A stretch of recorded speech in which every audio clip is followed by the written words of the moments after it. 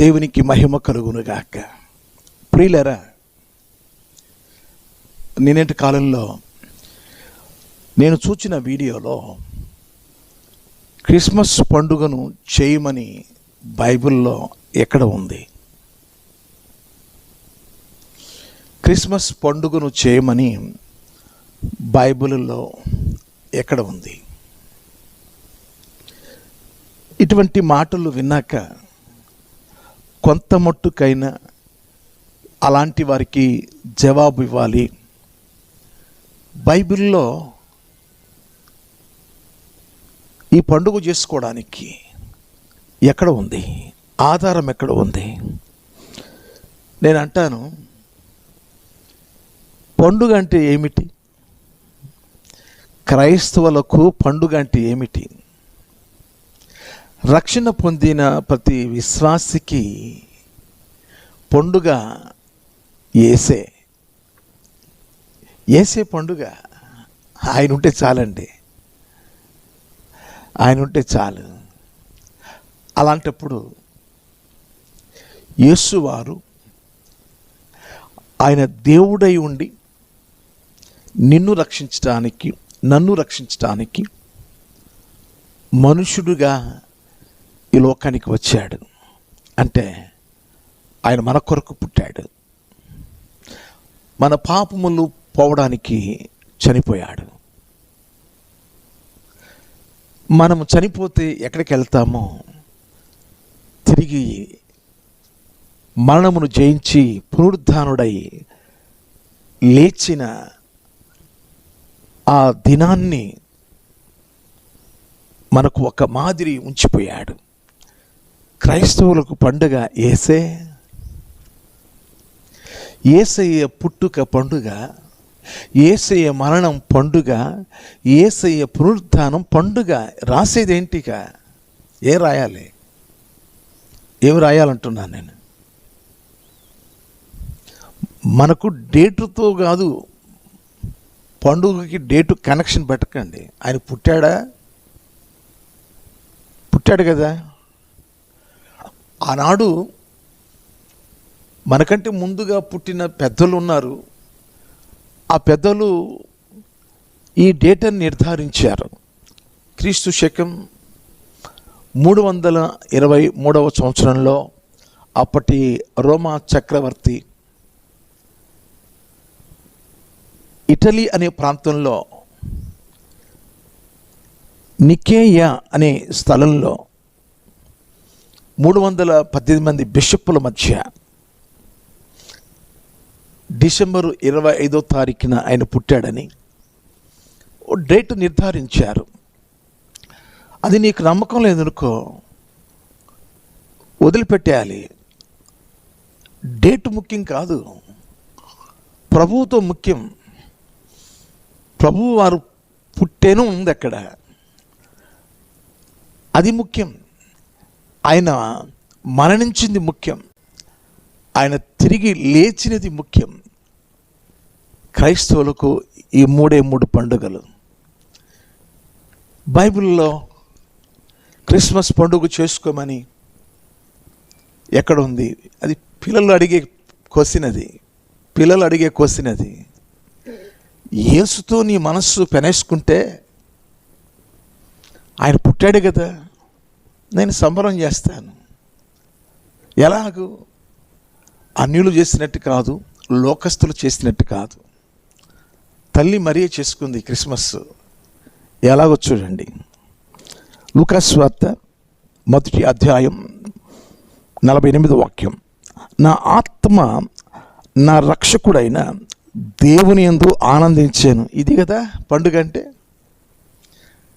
అది కదండి, నా ఆత్మ నా రక్షకుడైన దేవుని యందు ఆనందించాను. ఏవేవో సాకులు చెప్పుకుంటూ, దూషణ మాటలు పలుకుతూ, దురుసుగా మాట్లాడుతూ, బైబిల్లో ఎక్కడ ఉంది ఆయన పుట్టిన తారీఖు? పుట్టాను అన్న మాట ఉంది. ఇంతకన్నా ఆధారం ఇంకేం కావాలి? కనుక ఈ మాటలు కాదు, కానీ యేసయ్య నీ కొరకు, నా కొరకు, మనందరి కొరకు ఆయన పుట్టాడు. మనకు ముందు పుట్టిన పెద్దలు డేట్ నిర్ధారించారు.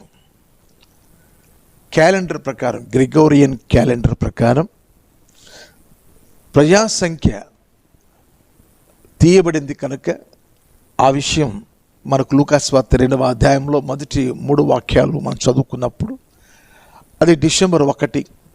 డిసెంబర్ 1కి ముందు 8 రోజులు డిసెంబర్ 25వ తారీఖు ప్రభు పుట్టిన రోజుగా నిర్ధారించారు. కొంత ఆధారం ఉంది కాబట్టి అక్కడ డేట్ లేదు. క్రిస్మస్ పండుగ చేసుకోమని బైబిల్లో ఎక్కడుంది? ఇవన్నీ కాదు. యేసయ్యే మన పండుగ. యేసయ్యే మన పండుగ. ఆయన పుట్టాడా లేదా? పుట్టాడు. కాబట్టి ఈ 3 విషయాలను బట్టి పండుగ చేయొచ్చా చేయకూడదా? పండుగ అంటే ఏంటి? ఇప్పుడు మనకు బాధతో, కష్టంతో, శ్రమతో, దుఃఖంతో మనం ఉన్నప్పుడు నవ్వలేం కదా, ఆనందించలేం కదా. కాబట్టి శారీరక సంబంధమైన వాటి వైపు చూడకుండా ఆత్మ ఆనందమైన జీవితాన్ని మనం అనుభవించుకుంటూ ఈ పండుగను మనము ఆచరించాలి. క్రైస్తవ లోకానికి ఈ 3 యేసు ప్రభు వారి యొక్క పుట్టుక, యేసు ప్రభు వారి యొక్క మరణం, యేసు ప్రభు వారి యొక్క పునరుత్థానం, ఇవే పండుగలు.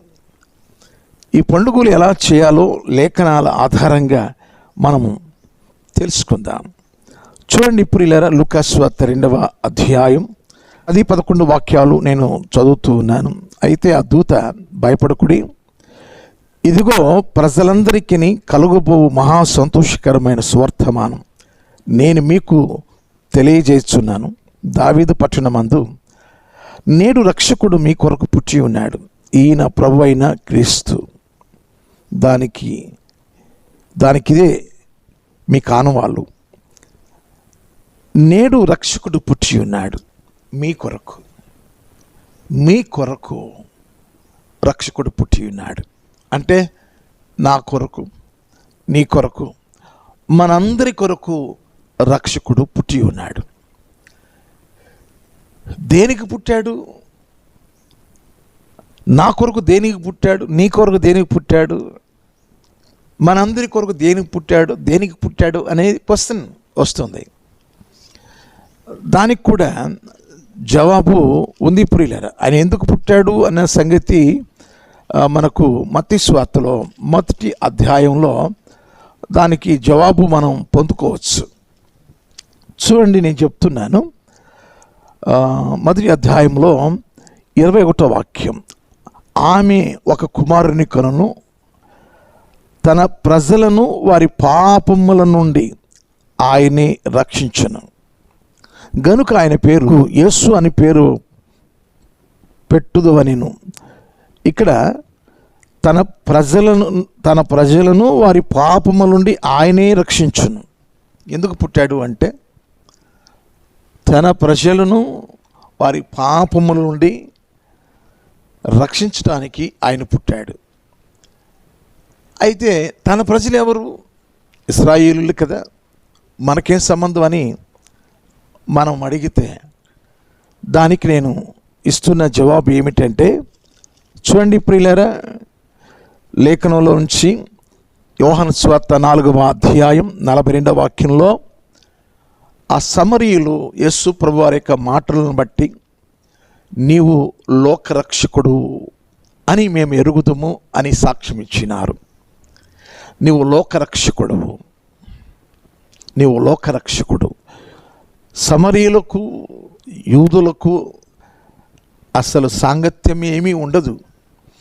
కానీ వారు ప్రభు మాటలు విని వారి పాపములను వారు ఒప్పుకొని నీవు లోకరక్షకుడవు, మా రక్షకుడు అని చెప్పొచ్చు, కానీ నీవు లోకరక్షకుడు అని సాక్ష్యం ఇచ్చినారు. యోహాను రాసిన మొదటి పత్రిక 4వ అధ్యాయం 14వ వాక్యంలో కూడా ఆయన లోకరక్షకుడుగా అక్కడ సాక్ష్యము ఇవ్వబడుతుంది. ప్రియులారా, నేను చదువుతూ ఉన్నాను, చూడండి. మరియు తండ్రి తన కుమారుని లోకరక్షకుడుగా ఉండుటకు పంపియుట మేము చూచి సాక్ష్యమిచ్చుచున్నాము. లోకరక్షకుడుగా పంపబడ్డాడు ఆయన, లోకానికే రక్షకుడు. ఎన్ని దేశాలు ఉన్నాయో అన్ని దేశాలకు రక్షకుడు, ఎన్ని రాష్ట్రాలు ఉన్నాయో అన్ని రాష్ట్రాలకు ఆయన రక్షకుడు, లోకరక్షకుడు. ప్రతి భాషీయులకు, ప్రతి ప్రాంతీయులకు, ప్రతి వారికి ఆయన లోకరక్షకుడు. కాబట్టి ఇప్పుడు మనం ఏం చేయాలి? నేడు మీ కొరకు రక్షకుడు పుట్టి ఉన్నాడు. అయితే పండుగ చేయాలా? పండుగ చేస్తావో చేయవో, కానీ అక్కడ ఉన్న మాట లూకాసు 2వ అధ్యాయంలో 10వ వాక్యంలో, ఆ దూత భయపడకుడి, ఇదిగో ప్రజలందరికీ కలుగబో మహా సంతోషకరమైన, ఏం సంతోషం? మహా సంతోషకరమైన సువర్తమానం. అంటే ప్రభు పుట్టుక మహా సంతోషకరం అయితే ఏం పండుగ చేయగలుగుతావు నువ్వు? ఆయన వచ్చింది దేనికి? పాపములో ఉన్న వారిని రక్షించడానికి, పాపముల నుండి విడిపించడానికి, విమోచకునిగా, రక్షకునిగా ఆయన పుట్టాడు. ఆ పని కార్యక్రమం కొరకు పుట్టాడు, ఆ పని చేయడానికి పుట్టాడు. మహా సంతోషకరంగా తల్లి మరియా ఏం చేసుకుంది? తన ఆత్మయందు రక్షకుని యందు ఆనందిస్తుంది. పండుగ అంటే అది కదా. మనకున్న బాధలు మనల్ని కృంగదీస్తాయి, మన వ్యాధులు మనల్ని కృంగదీస్తాయి. నీ కొరకు రక్షకుడు, నేను స్వస్థపరచువాడు, నేను అభివృద్ధి పరచువాడు, పాపముల నుండి విడిపించే నీ రక్షకుడు నీ కొరకు పుట్టి ఉన్నాడు అనగానే నీ ఆత్మ ఆనందించాలి, నీ హృదయం ఆనందించాలి, నీ మనస్సు ఆనందించాలి. క్రిస్మస్ పండుగ చేసుకోమని బైబిల్లో ఎక్కడుంది? రక్షకుడు పుట్టడమే కదా పండుగ. ఆయన పుట్టడమే పండుగ. అది మహా సంతోషకరమైన దినం. ఎవరు చేయలేరు అంత పండుగ అన్నమాట. మహా సంతోషకరమైన పండుగ అది. మనం చేసే ఇవన్నీ కూడా మన డబ్బును బట్టి డెకరేషన్స్ లేకపోతే ఏవేవో చేస్తూ ఉంటారు. నేను చెప్పేది వేరు. నేను చెప్పేది ఇది పరలోకపు ఆనందపు పండుగ. ఇది పరలోకపు ఆనందించే పండుగ. అది దేవదూతలు దిగి వచ్చి పాట పాడుకొని ఎవరితో పరవశించుకుంటూ ఈ భూమి మీద దేవునికి ఇష్టలైన వారికి, ఆయనకిష్టులైన వారి పండుగ ఇది. ఆయనకిష్టులైన వారికి సర్వోన్నతమైన స్థలములలో దేవునికి మహిమయు, ఆయనకిష్టులైన మనుషులకు భూమి మీద సమాధానము కలుగునుగా కానీ దేవుని స్తోత్రించారు. దేవదూతలు దిగి వచ్చి పండుగ చేసుకున్నారు. మరి మనం చేయొద్దా? ఎక్కడుంది పండుగ అంటే ఎక్కడుంది పండుగ? నువ్వు అలాగే ఉండిపోతావు. ఆయన పుట్టిన రోజున నువ్వు స్మరించుకోవాలి కదా. యేసుప్రభు పండుగ చేసుకున్నాడా? ఆయన శిష్యులు పండుగ చేసుకున్నారు. ఏంటని చేసుకునేది ఏంటి? ఆ రోజు మన హృదయమార ఆ రక్షకుని యందు ఆరాధించుకుంటూ స్తుతించుకుంటూ మా సంతోషకరమైన స్వర్తమానము అంటే అది మనుషులందరి పాపముల నుండి విడిపించడానికి పుట్టిన ఆ రక్షకుని యందు మనం ఆనందించే రోజు. మరి ఆ రోజును పండుగ చేసుకోమని ఎక్కడుంది? చిన్న పిల్లలు మాట్లాడుతున్నారు పెద్దవారు. రక్షకుడు చాలామంది పుట్టారు, సామ్రాజ్యాలను జయించారు, కిరీటాలు, బిరుదులు ఏవేవో సంపాదించుకున్నారు. రాజులు రాజ్యాలను ఏలుబడి చేశారు. మంత్రులు, అధికారులు వారికి ఇచ్చిన అధికారాల్లో వాళ్ళు ఏదో సంపాదించుకొని వారు వెళ్ళిపోయారు. కానీ ఈయన మనుషుల పాపములను విడిపించడానికి పుట్టినవాడు. ఎంత ఆనందించాలి, ఎంత సంతోషించాలి, ఎంత ఆనందం మనం దేవుని సన్నిధిలో తెలియచేయాలి. అర్థమవుతుందా?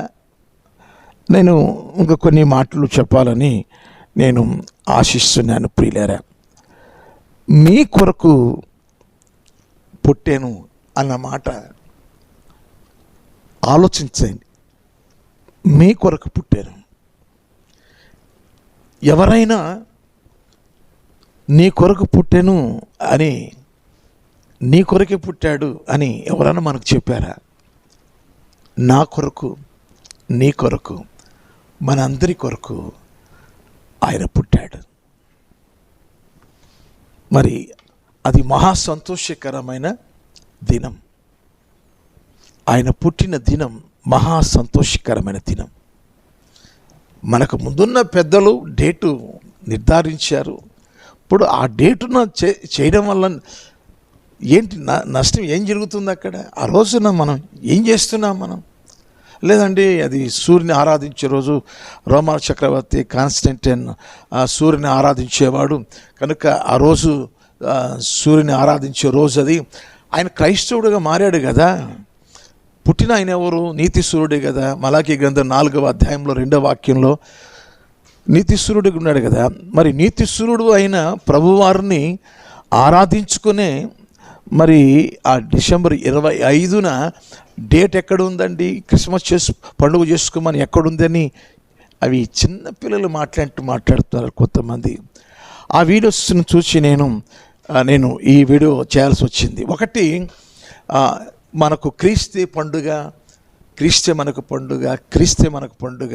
ఎందుకు అంటే ఆయన మన కొరకు పుట్టాడు కనుక, మన కొరకు పుట్టాడు కనుక. తల్లి మరియ తన హృదయం రక్షకునేందు ఆనందించినట్టు మన హృదయం కూడా ఆయన యందు ఆనందించే మరి మహా సంతోషకరమైన పండుగ అది.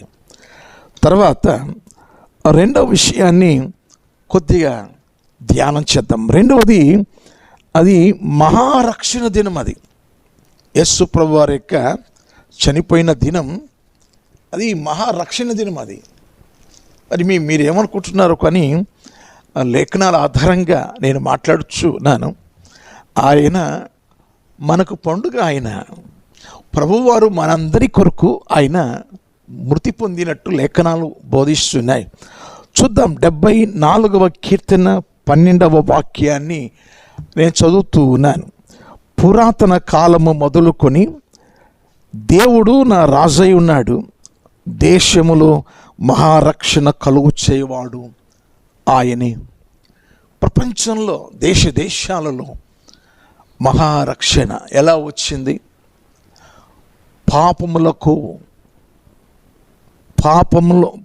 ద్వారా వచ్చిన మరణానికి, మరణము ద్వారా వచ్చిన శాపానికి విడుదల కలిగించడానికి, తన ప్రాణము ద్వారా వాటిని కొట్టివేయడానికి, ఆ రుణపత్రమును ఎత్తివేయడానికి, మనుష్యుల యొక్క మరణపు ములను విరిచివేయడానికి, మనుష్యులను పాపులను ఆశీర్వాదములోనికి చేర్చుకోవడానికి, వారి పాపములు పవిత్రం చేయబడడానికి, పాపి యొక్క హృదయం కడగడానికి, పాపి యొక్క మనస్సాక్షిని శుద్ధి చేయడానికి, పాపి మీద ఉన్న శిక్షను లయపరచడానికి, పాపిని ఆరాధనలో చేర్చబడడానికి ఆ రక్తము వారిని పవిత్రపరచింది.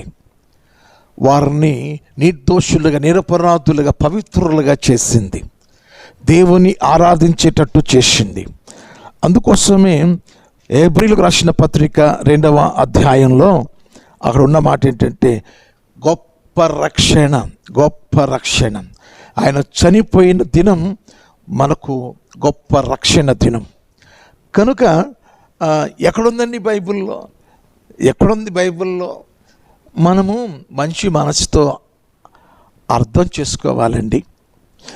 మంచి మనసు ఉండాలండి. విమర్శనాత్మకంగా ఉండే వాళ్ళకి ఏదైనా వారికి విమర్శలే వారికి మిగులుతాయి. అన్నిటి మీద విమర్శిస్తూ ఉంటారు. యేసు ప్రభువు వారి జీవితంలో విమర్శించాల్సింది ఏమీ లేదు.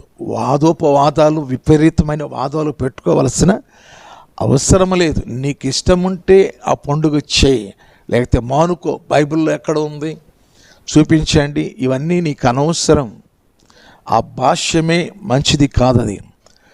మనము విశ్వాసం ఉంచితే, నమ్మకం ఉంచితే నువ్వు పండుగ చేసుకో అంటే ఏదో అట్టహాసంగా ఆర్భాటంగా చేయాల్సిన అవసరం లేదు. అది ఆత్మ సంబంధమైన పండుగ. అది ఆత్మరక్షణ పొందిన పండుగ. దేవుని పిల్లలైన వారు ఆత్మవశ్యులై ఆత్మతో ఆనందిస్తూ పరవశిస్తూ ప్రభు నా కొరకు పుట్టాడని ఆనందించడం తప్ప ఆ పండుగలో ఇంకేమీ ఆయన ఆశించటం. ఆ జ్ఞానులు ఏం చేశారు? ఆయనకి కానుకలుగా బంగారము, సాంబ్రాణి ఇచ్చినారు. కాస్త ఎవరైనా ఉన్నతమైన వారు ఆయనకి కానుకలు సమర్పణ చేసుకోవచ్చు వారిచ్చిన కానుకలను బట్టి. మరి ఏమీ లేని గొర్రెల కాపరులు వారు స్తోత్రాలు చెల్లిస్తూ గృహాలకు వెళ్ళిపోయారు.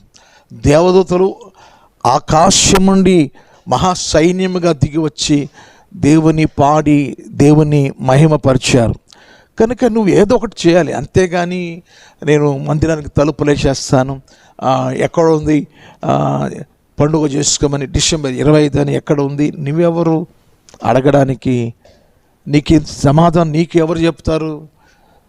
నీవు మంచి మనస్సుతో అవును కదా, మన కొరకు కదా ఆయన పుట్టాడు, మీ కొరకు రక్షకుడు పుట్టి ఉన్నాడని దేవదూత చేత దేవుడు పంపించి చెప్పించినప్పుడు నా కొరకు పుట్టాడు, నీ కొరకు పుట్టాడు అని నీకు విశ్వాసం ఉంటే, నమ్మకం ఉంటే క్రైస్తవుడు అయితే చేయి. అది మహా సంతోషకరమైన దినం అది. రెండవది, ఆయన మన పాపముల కొరకు ఆయన చనిపోయాడు. అది మహారక్షణ దినం. అది నేను 74వ కీర్తనలో 12వ వాక్యంలో చూపించాను. అది గొప్ప రక్షణ దినం. అది హెబ్రీయులకు రాసిన పత్రిక 2వ అధ్యాయంలో 3వ వాక్యంలో చూపించినాను. ఇక కొన్ని మాటలు నేను మీకు చూపించాలి ప్రియులారా. కొరింథీయులకు రాసిన మొదటి పత్రిక 15వ అధ్యాయం 3వ వాక్యాన్ని నేను చదువుతూ ఉన్నాను. అక్కడ ఏముందో ఒకసారి మనం చూద్దాం ప్రియులారా. నాకు ఇవ్వబడిన ఉపదేశం మొదట మీకు అప్పగించుతిని, అదేమనగా లేఖనముల ప్రకారం క్రీస్తు మన పాపముల నిమిత్తము మృతి పొందెను, సమాధి చేయబడెను. క్రీస్తు మన పాపముల నిమిత్తము మృతి పొందెను. నేనేం చేశానండి పాపం నా కొరకు చనిపోవడానికి? నీవేం చేశావో నేనేం చేసావో కాదు. అక్కడ మనము అన్నమాట ఉంది. మన పాపముల నిమిత్తం మనం ఏం చేశామో మనం ప్రవక్త అయిన యెషయా గారు మనకు చెప్తారు. మనం ఏం చేశామో యెషయా గ్రంథంలో 53వ అధ్యాయంలో మనము ఏం చేశాం అక్కడ లేఖనాల్లోకి వెళ్ళి మనం చూస్తాం ప్రియులారా. చూడండి, అక్కడ కొన్ని మాటలు నేను చదువుతూ ఉన్నాను. 53వ అధ్యాయం యెషయా గ్రంథం 5వ వాక్యం. మన అతిక్రమ క్రియలను బట్టి అతడు గాయపరచబడిను, మన దోషములను బట్టి నలుగొట్టబడిను, మన సమాధానార్థమైన శిక్ష అతని మీద పడిను, అతడు పొందిన దెబ్బల చేత మనకు స్వస్థత కలుగుచున్నది. 6వ వాక్యం. మనమందరము గొర్రెల వలె త్రోవ తప్పిపోతిమి, మనలో ప్రతివాడును తనకిష్టమైన త్రోవకు తొలగెను, యెహోవా మన అందరి దోషమును అతని మీద మోపెను. ఇక్కడ మనమందరము దారి తప్పిపోయాం. ఏ భేదము లేదు. అందరూ పాపం చేసి దేవుడు అనుగ్రహించు మహిమను పొందలేకపోయారని లేఖనం చెప్తుంది. ప్రతి ఒక్కరూ త్రోవ తప్పి వెళ్ళిపోయారు. మన అతిక్రమ క్రియలను బట్టి, మన దోషములను బట్టి ఆయన మొత్తబడ్డాడు, ఆయన గాయపరచబడ్డాడు. ప్రియ దేవుని పిల్లల, మన పాపముల నిమిత్తము ఆయన మృతి పొందెను. అది మహారక్షణ దినం. మన పాపముల నిమిత్తము ఒక పాపము లేని ఒక పరిశుద్ధుడు అయిన దేవుడు మన కొరకు ఆయన రక్తము కార్చి క్రయధనముగా తన ప్రాణమును చెల్లించి మనకు విమోచకుడుగా రక్షకుడుగా ఆయన మరణించినాడు. ఇంకో కొన్ని మాటలు కూడా మీకు నేను చూపిస్తాను, చూడండి ప్రియులారా. కొరింథీయులకు రాసిన 2వ పత్రిక 5వ అధ్యాయం 15వ వాక్యం నేను చదువుతూ ఉన్నాను. జీవించువారు ఇక మీదట తమ కొరకు కాక తమ నిమిత్తము మృతి పొంది తిరిగి లేచిన వాని కొరకే జీవించుటకు ఆయన అందరి కొరకు మృతి పొందిననియు నిశ్చయించుకొనుచు ఉన్నాం. ఆయన అందరి కొరకు ఆయన మృతి పొందాడు. ఆలోచించేయాలి. మనం మనసున్నవారు, మనం దేవుడు మనకు మనస్సాక్షి పెట్టాడు, ఆలోచించే జ్ఞానం పెట్టాడు. ఆలోచించాలి. మనందరి కొరకు ఆయన మృతి పొందాడు, మనందరి కొరకు ఆయన మృతి పొందాడు. ఇంకా కొన్ని మాటలు నేను మీకు చూపించాల్సి వస్తుంది ప్రియులారా. రోమీయులకు రాసిన పత్రిక 5వ అధ్యాయం 8వ వాక్యాన్ని నేను చదువుతూ ఉన్నా. అయితే దేవుడు మన ఎడల తన ప్రేమను వెల్లడిపరచుచున్నాడు. ఎట్లనగా మనం ఇంకను పాపులుగా ఉండగానే క్రీస్తు మన కొరకు చనిపోయాను. ఎన్ని పర్యాయాలు లేఖనంలో మనందరి కొరకు, మన పాపముల నిమిత్తము ఆయన చనిపోయినట్టు లేఖనం ఉంది. ప్రపంచంలో ఎవరైనా మన పాపముల కొరకు చనిపోయిన వారు ఎవరైనా ఉన్నారా? మన పాపముల కొరకు చనిపోయిన వారు ఈ లోకంలో యేసుక్రీస్తు వారు తప్ప ఇంకెవరు లేరు. ఆయన ఎవరు? ఆయన పాపులను క్షమించడానికి, పాపులలో ఉన్న పాపమును తీసివేయడానికి, పాపిని పరిశుద్ధినిగా చేయడానికి, పాపము లేని పరిశుద్ధుడు ఆయన. నేను పరిశుద్ధుడు, మీరును పరిశుద్ధులై ఉండాలని కోరుకున్నవాడు. వెండి బంగారముల చేత మనకు విమోచనం కలుగలేదు. అమూల్యమైన క్రీస్తు రక్తము ద్వారా మనం విమోచించబడ్డాం. ఆయన చనిపోవడం చేత, ఆయన చనిపోయి మనల్ని బతికించుకున్నాడు. ఇప్పుడు క్రీస్తు యేసునందు మనం ఇప్పుడు జీవిస్తూ ఉన్నాం. ఎలాగూ అంటే, ఎప్పుడైతే సిలువలోకి వెళ్ళి అమ్మబడిన మన జీవితాలను, దాసత్వంగా ఉన్న పాపానికి దాసత్వంగా ఉన్న మన జీవితాలు ఇక పాపములకు దాసులుగా ఉండవలసిన పని లేకుండగా మన మీద ఉన్న రుణపత్రమును ఆయన కొట్టివేసి ఎత్తివేసి ఆయన కుమారులుగా కుమార్తెలుగా తన రక్తము ద్వారా దూరంగా ఉన్న మనను సమీపస్తులుగా చేసుకొని ఆయన సన్నిధిలో ఆయనను ఆరాధించే అర్హమైన పాత్రలుగా మనలను ఆయన స్వీకరించుకున్నాడు. ఇంతటి పరిశుద్ధుడు, ఇంత ప్రేమ కలిగిన వారు ప్రపంచంలో ఎవరున్నారు చెప్పండి? ఇలాగా ప్రభువే కదా మనకు పండుగ. ఆయన పుట్టుక ఒక పండుగ, ఆయన మరణం మహా పండుగ, మహారక్షణ తెచ్చిపెట్టింది. ఇంత గొప్ప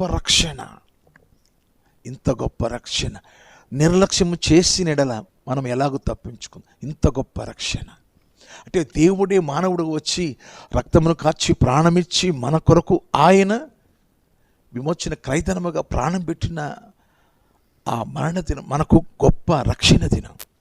ఇంకా కొన్ని మాటలు మీకు నేను చూపించాలి. తెస్సలోనికీయులకు రాసిన మొదటి పత్రిక 5వ అధ్యాయం 10వ వాక్యం నేను చదువుతూ ఉన్నా. మనము మేలుకొని ఉన్నను, నిద్రపోవచ్చునను, తనతో కూడా జీవించు నిమిత్తం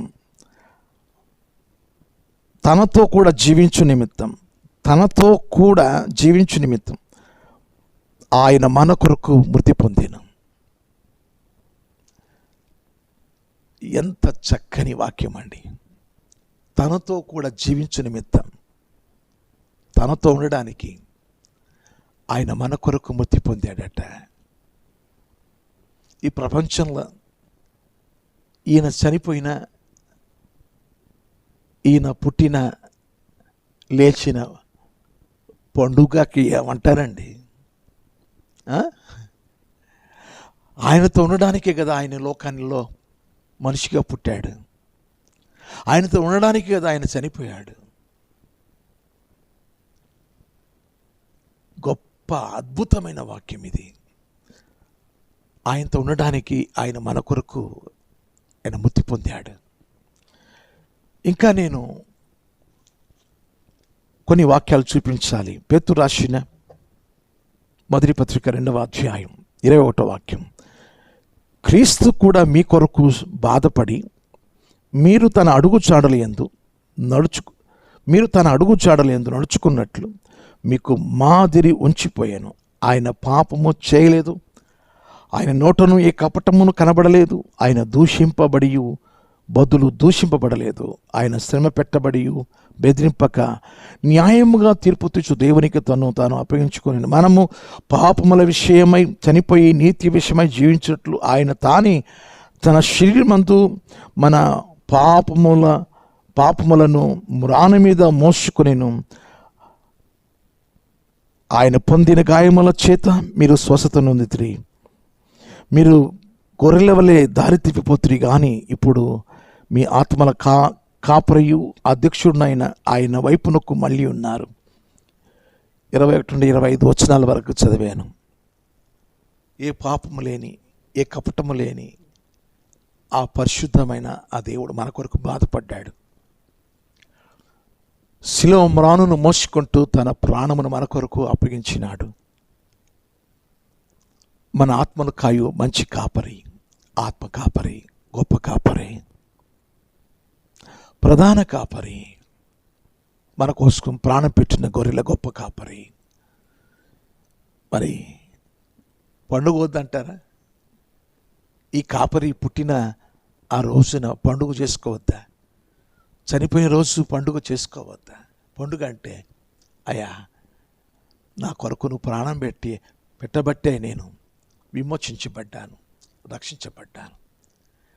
ఏ రక్తం మా పాపములు తీసివేయలేదయ్యా, నీ రక్తమే ప్రతి పాపముని మమ్మల్ని పవిత్రులుగా చేసింది, నీతిమంతులుగా చేసింది, నిర్దోషుల నిరపరాధులుగా పవిత్రులుగా చేసింది,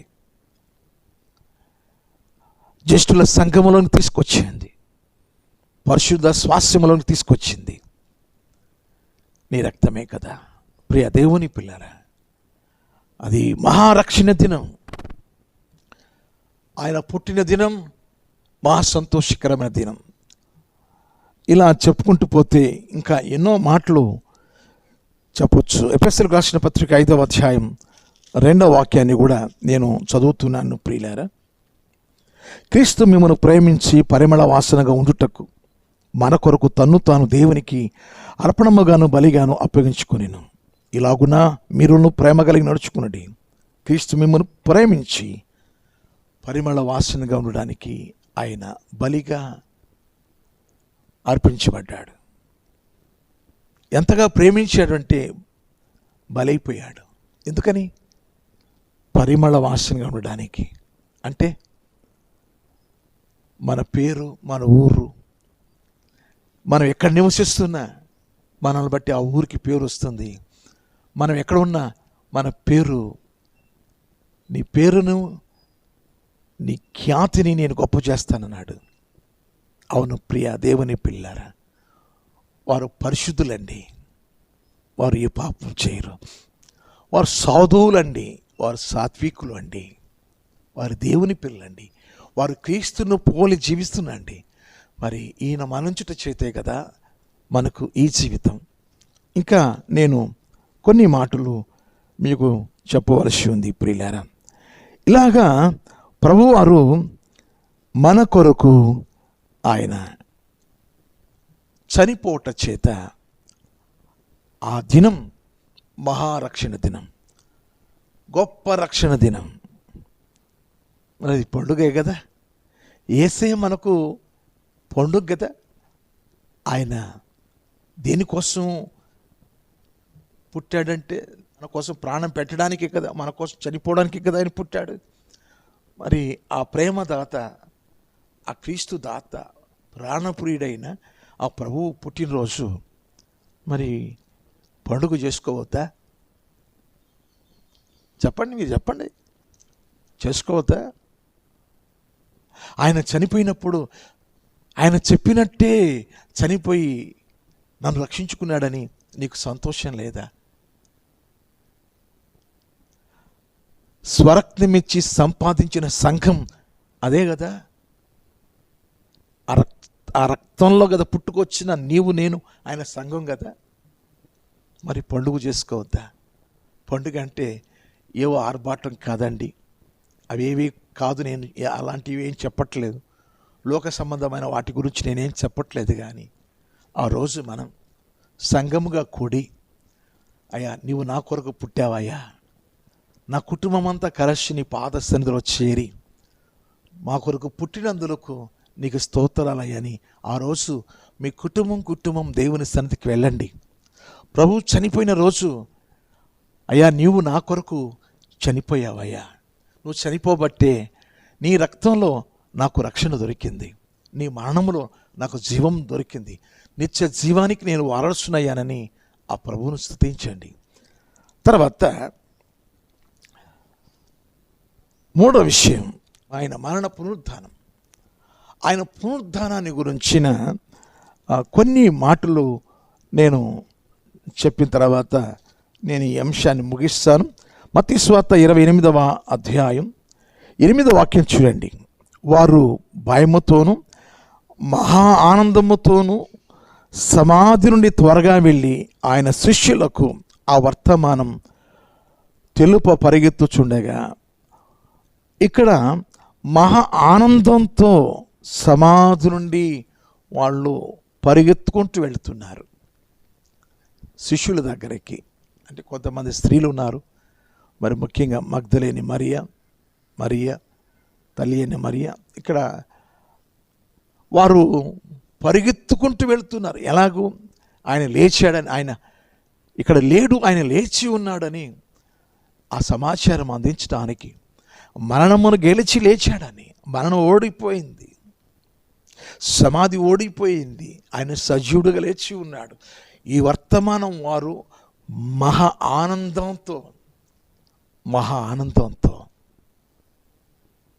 వారు పరుగులు తీసుకుంటూ వెళుతున్నారు. మరి ఆయన తిరిగి లేచిన ఆ సండే, ఆదివారం, ఆ పునరుద్ధానపు ఆదివారంన మరి మనకు పండుగే కదా, ప్రతి ఆదివారం పండుగ కదా. కనుక ఆయన పుట్టుక పండుగ, ఆయన మరణము మనకు పండుగ, ఆయన పునరుద్ధానం కూడా మనకు పండుగ. లూకా సువార్త 24వ అధ్యాయం 50 చివరి వచనాల్లో నేను చదువుతూ ఉన్నాను. 52వ వాక్యం, వారు ఆయనకు నమస్కారము చేసి మహా ఆనందముతో యెరూషలేమునకు తిరిగి వెళ్ళి ఎడతెగక దేవాలయంలో ఉండి దేవుని స్తోత్రము చేయుచుండిరి. మహా ఆనందంతో యెరూషలేమునకు వెళ్ళి దేవాలయంలో ఉండి వాళ్ళు దేవునికి స్తోత్రం చెల్లిస్తున్నారు. మహా ఆనందం. ఆయన పుట్టుక మహా ఆనందం, ఆయన మరణం మహారక్షణ, ఆయన పునరుద్ధానం మహా ఆనందం. కనుక విశ్వాసి నిజంగా మౌనంగా ఉండలేడండి. ఆయన పుట్టినరోజున, ఆయన మరణించిన రోజున, ఆయన తిరిగి లేచిన పునరుద్ధానపు రోజున మౌనంగా ఉండలేరండి. ఎందుకు అంటే తిమోతికి రాసిన 2వ పత్రిక 2వ అధ్యాయం 8వ వాక్యంలో, నా సువార్త ప్రకారం దావీదు సంతానములో పుట్టి మృతులలో నుండి లేచిన యేసుక్రీస్తును జ్ఞాపం చేసుకొనము. మరి ఆ రోజు జ్ఞాపం చేసుకోవాలి. మనందరి కొరకు ఆయన పుట్టాడు, మరణించినాడు, తిరిగి లేచాడు. జ్ఞాపం చేసుకోవద్దా? జ్ఞాపం చేసుకోవాలి. మరి తర్వాత ఎఫెసీయులకు రాసిన పత్రిక 2వ అధ్యాయం 7వ వాక్యంలో, క్రీస్తు యేసునందు మనలను ఆయనతో కూడా లేపి పరలోకమందు ఆయనతో కూడా కూర్చుండబెట్టాను. ఎటువంటి అనుభవం అంటే ఆయన పునరుద్ధాన అనుభవం. మనము అపరాధముల చేత పాపముల చేత చచ్చిపోయినప్పుడు క్రీస్తు తన మహాప్రేమ చేత మనల్ని లేపి పరలోకమందు కూర్చోబెట్టాడు. అంటే ఆయన పునరుద్ధానుడైంది దేనికి అంటే మనలను పరలోకంలో కూర్చోబెట్టడానికి. ఆయన ఏ రీతిగా లేచాడో మరణంలో నుండి మనల్ని కూడా బాప్తిస్మ ద్వారా, మారు మనసు ద్వారా, దేవుని ఆత్మ పొందుకున్న పరిశుద్ధాత్మ ద్వారా మనం పరలోకంలో కూర్చునే అనుభవం మనది. మీరు ఒక 2 మాటలు మీరు వినవలసి ఉంది. రోమీయులకు రాసిన పత్రిక 6వ అధ్యాయం 4వ వాక్యంలో, కొలస్సీయులకు రాసిన పత్రిక 2వ అధ్యాయంలో 12వ వాక్యంలో, మీరు ఏ రీతిగా పాపముల చేత మీరు చనిపోయారు, వాటి నిమిత్తం ప్రభు ఏ రీతిగా చనిపోయాడు, ఆయన లేచినట్టు మీరు కూడా బాప్తిస్మం పొందుకుని తిరిగి నూతన జీవము కలిగిన వారై మీరు కూడా మరణములోని లేచి తిరిగి.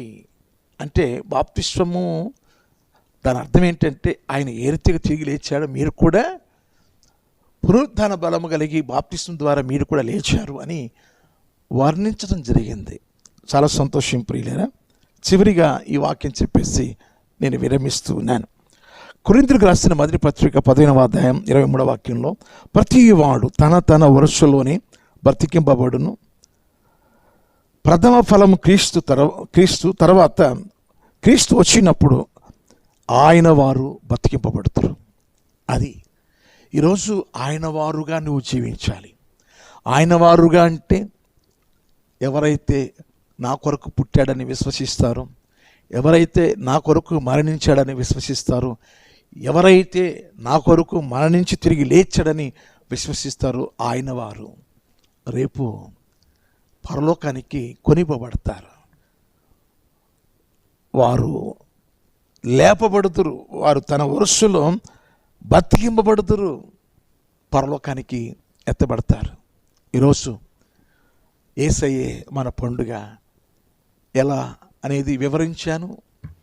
ఆయన పుట్టుక, ఆయన మరణం, ఆయన పునరుత్థానం, ఈ 3 పండుగలు క్రైస్తవులైన వారికి మహా ఆనందాన్ని తెచ్చిపెడతాయి, మహా సంతోషాన్ని తెచ్చిపెడతాయి. అట్టి కృప దేవుడు మనందరికీ అనుగ్రహించి ఆశీర్వదించునుగాక. ఆమెన్. దేవుడు మెండారుగా మిమ్మల్ని దీవించునుగాక. Amen. May God bless you. Thank you. వందనాలు.